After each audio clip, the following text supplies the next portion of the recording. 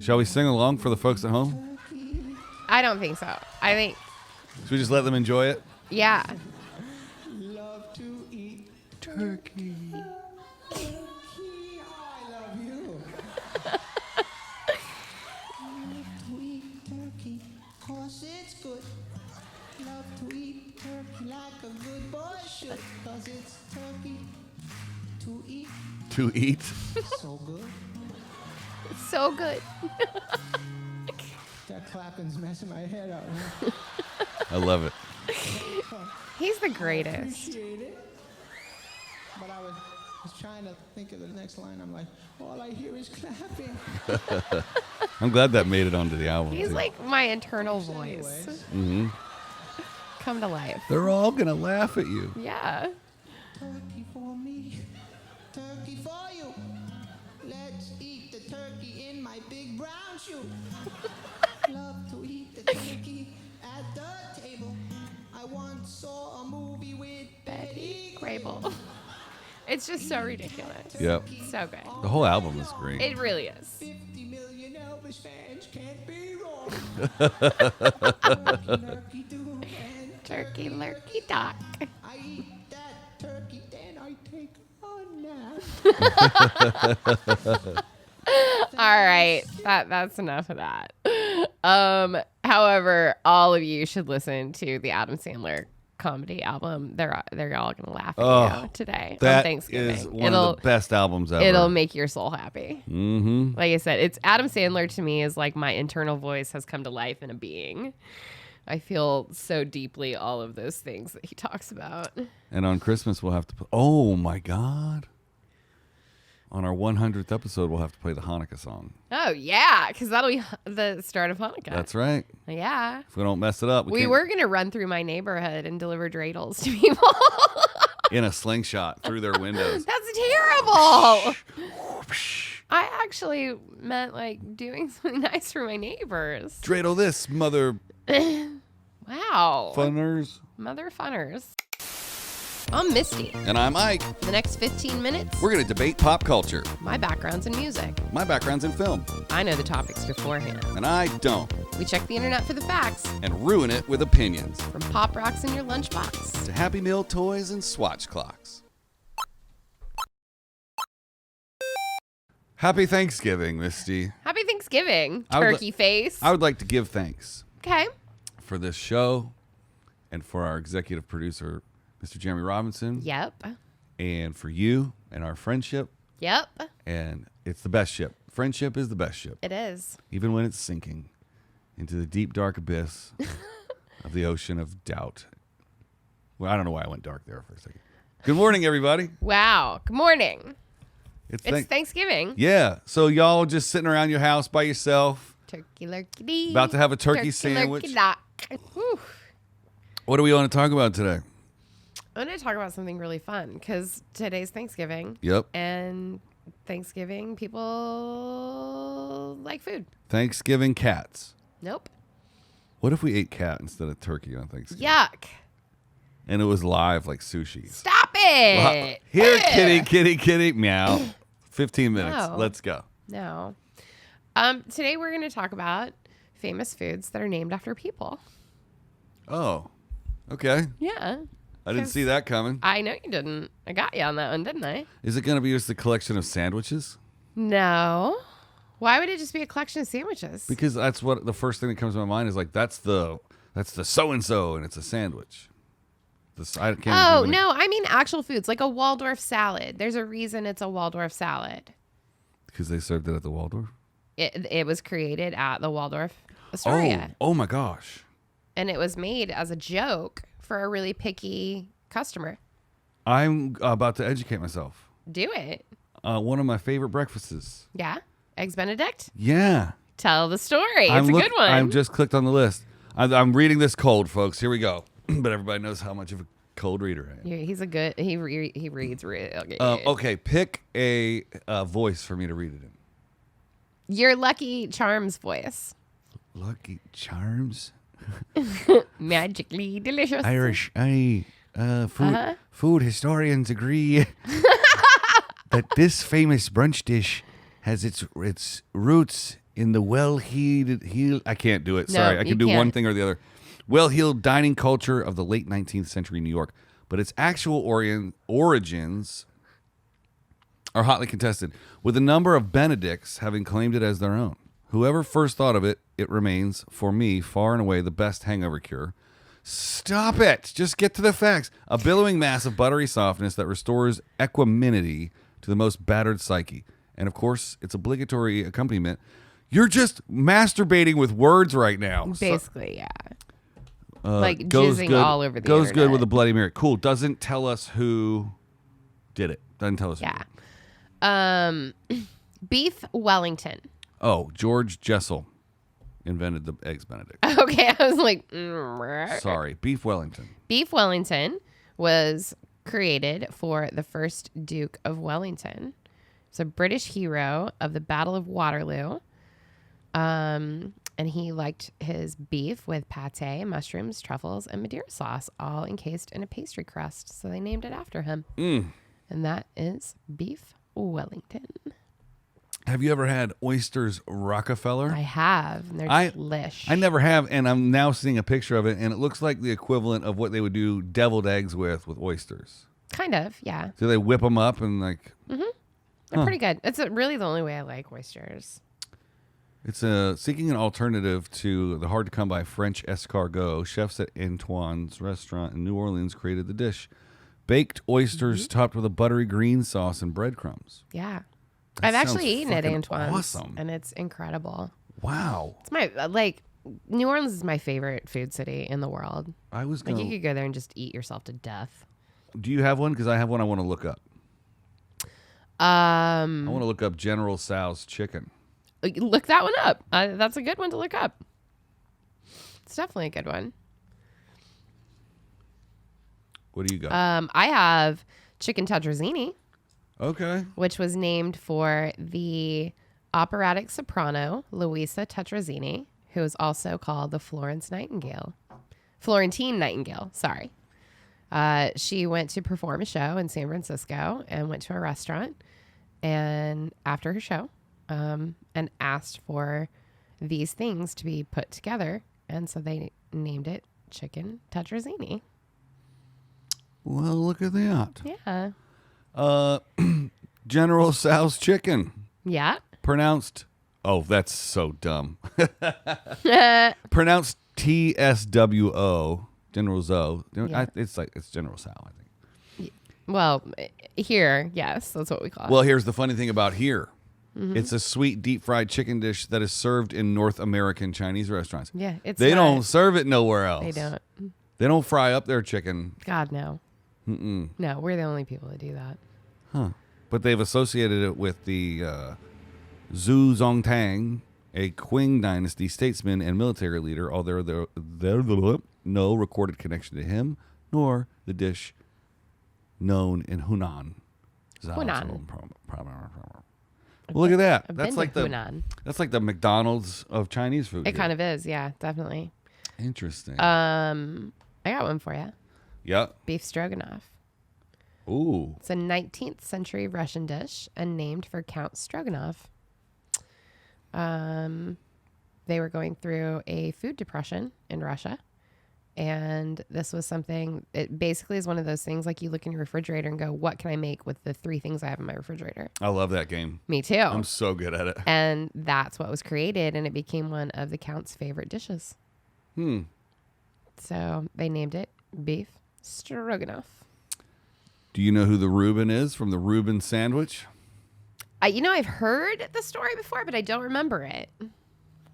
My brain can only hold so much. Reuben Kulakovsky and Bernie Schimmel. Old Bernie Schimmel. Well, it's from the Blackstone Hotel in Omaha, Nebraska. Okay. Have you ever been there? I don't think that it's open anymore. Probably not. But they opened Reuben's Delicatessen in New York City. Another account holds that Reuben's creator is Arnold Reuben, the German Jewish owner of Reuben's Delicatessen 1908 to 2001 in New York City. So it's contested that either Reuben Kolakovsky or Reuben's Delicatessen came up with it. It's a lot of fighting Reubens going on there. Yeah. Do you know any Reubens? I do. Do you? I do. Yeah. I think I know 2 guys named Reuben. Are they currently fighting it out over the title of a sandwich? I don't think they are. Yeah, I don't think they know each other. Here's one for you. Okay. The Shirley Temple. Well, that's easy, right? The classic children's cocktail of club soda, grenadine, and maraschino cherries was invented in the late 1930s at Hollywood's Chasen's restaurant for child star Shirley Temple. A slice of orange and a straw is suggested. A paper parasol is optional. Do you know that my favorite alcoholic drink to have in the world is a Dirty Shirley? Is that with vodka? Yeah. You just add a splash of vodka to it. It's so tasty. Huh. Yeah. Fettuccine Alfredo. It hit me. Alfredo di Lilio. Alfredo di Lilio, an early 20th century Italian chef, invented the dish for his pregnant wife Oh, she had cravings. and his Roman restaurant and Okay. popularized it among tourists. How about veal Sinatra? That would be like me going, pasta Isaac. Right. That's funny. That's exactly what veal Sinatra is. Veal Sinatra, that's baby lamb served at Frank Sinatra's restaurant. A veal stuffed with a creamy butter sauce, vegetables, and it was named after famous jazz singer Frank Sinatra. It was created in Las Vegas. He would get done with the show. He would come over and give them exactly what he wanted, and so they just named the dish after him, veal Sinatra. I'm going to say that this might be the most famous beverage or food named after a human. Okay. The Arnold Palmer. Yeah, of course. Yeah. Half lemonade, half iced tea. Oh, Arnold, you were right on with that one. Friggin' nailed it. I also used to be able to make an alcoholic Arnold Palmer. Do you remember when they made tea infused vodka and I would mix it with limoncello? I have a Boom. ton of limoncello in my freezer right now. What? Yeah, I'll bring it tomorrow. One of our executive producers' associates on another project that they produce together makes it at home. Huh. My favorite, and I don't know if he still does it, but was Danny DeVito's limoncello. Danny DeVito had a limoncello company, and it was tasty. I did not know that. Yeah, he did. I mixed Danny DeVito's limoncello, and if I couldn't find the weird iced tea infused vodka, I would mix it with Dan Aykroyd's vodka, the Crystal Skull. Oh, that stuff is supposed to be It's real like celebrity Arnold Palmer, alcoholic Arnold Palmer. It is real good. It's very tasty. good. Have you ever heard of Bananas Foster? Very many times. Really? Mm-hmm.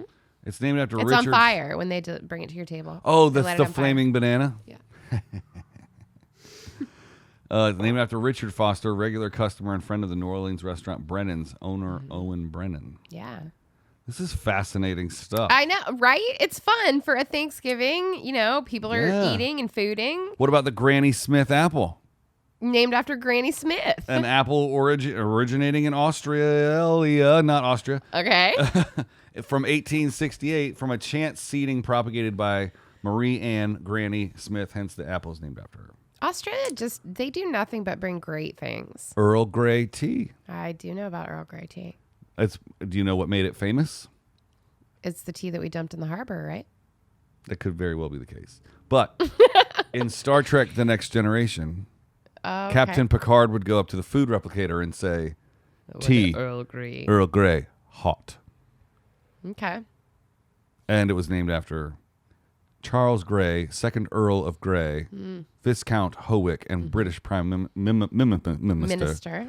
Am I developing a stutter? I don't think so. Okay. I think you just, but I do have one that I think is going to really make you excited Okay. because it's going to be the callback to how we started this. Oh, You said, shit. Is this just going to be an episode about sandwiches? Mm-hmm. John Montagu, the 4th Earl of Monte Sandwich, Cristo. No! did Sorry. not invent the sandwich. Really? Meat between slices of bread has been eaten long before him, but as the often repeated story goes, his title name was applied to it after he frequently called for the easily handled food while entertaining friends. Their card games then were not interrupted by the need for forks and such. Sandwich. Give me a sandwich. I thought you were going with the Monte Cristo there, the fried sandwich. Oh, If there's no, hate the Monte as if deli Cristo. meats aren't going to stop your heart fast enough. Then let's put some Deep fry powdered it. sugar on top of it and give you jelly to dip a ham and cheese deep fried sandwich in. Like, what the F? How about the margarita?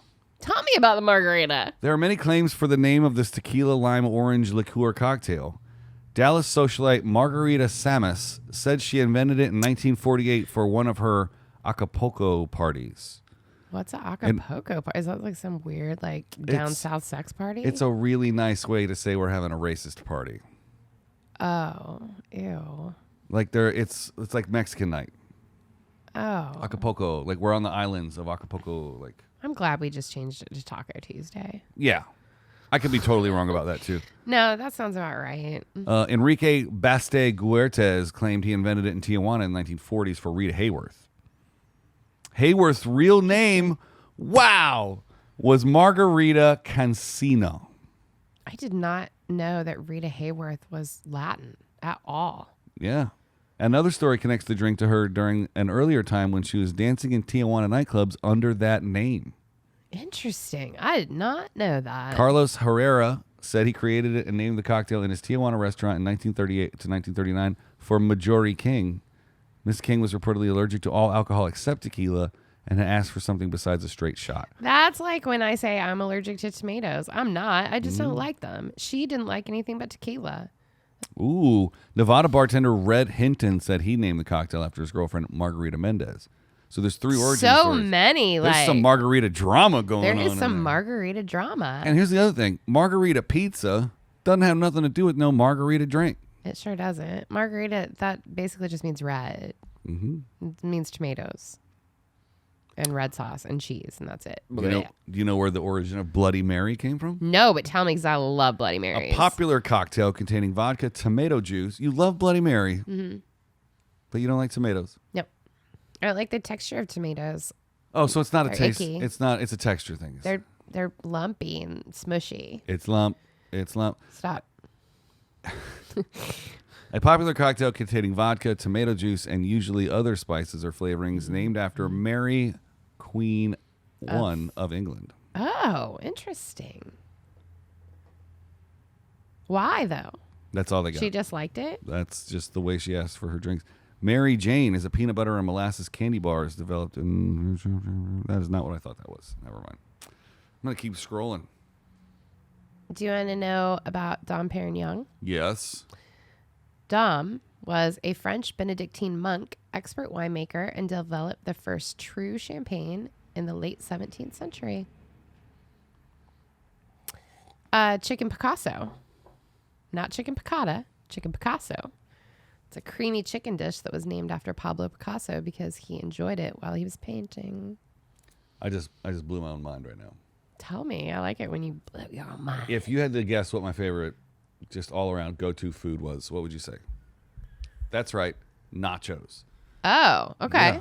How long do you think nachos have been on this earth? A long time. Like, just guess. That's right, 1943. Okay. That's not very long. That's not very long. That's 80 years. Yeah. It took all that time to figure out, let's melt some cheese on some chips. If I was born before 1943, I would have invented nachos. That's how much I love nachos. Yeah. I was- like nachos too. It was created in 1943 by Ignacio Nacho Enyana. The original nachos consisted of fried corn tortillas covered with melted cheese and jalapeno peppers. Okay. The Okay. slaps. That's Thanksgiving slaps. slaps. We should have seen if there was any Thanksgiving named. That's what I've kind of been looking for. Because my list is much, much, much longer than yours. No, and it's it's got a lot of things in it. I'm on Wikipedia, bro. I got thousands. Eggs Woodhouse. What's up with Lobster that? Newburgh. Prince William cider apple. Washington Melba pie. toast. Oh, George Beach Washington Melba. had his own pie named after him. Mornay sauce. Macintosh apples. Lamb. McJordan sandwich. Ooh. Oh, wow. That was actually a thing that McDonald's made. It was a McDonald's quarter pounder with bacon and barbecue Yeah, sauce it was sold delicious. regionally in the Chicagoland area for a limited time only in 1992. Did you visit Chicago in 1992? I didn't, but I feel like I had one. It wasn't sold anywhere outside of Chicago because it was Oh, for the Bulls. You're on the same page I'm on. You were just going from the bottom to the top, and I was going from the top to the bottom. Got me again. Always. Well, as long as it's not Every Thanksgiving, time. everybody. We'll see you tomorrow. See you tomorrow. TGIF.